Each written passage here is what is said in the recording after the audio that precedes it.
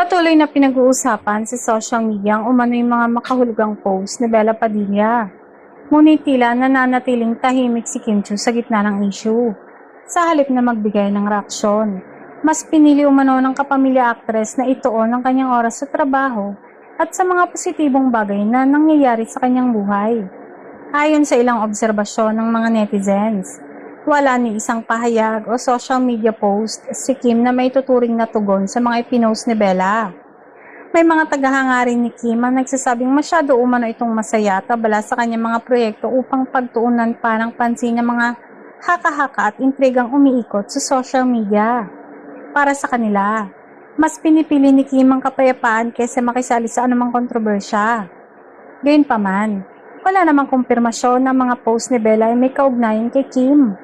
Hanggang ngayon ay pawang espekulasyon lamang ng ilang netizens sa mga lumalabas na interpretasyon at wala ring opisyal na pahayag mula sa magkabilang panig tungkol sa issue. Sa ngayon ay patuloy na sinusubaybayan ng publiko ang magiging susunod na mga kaganapan.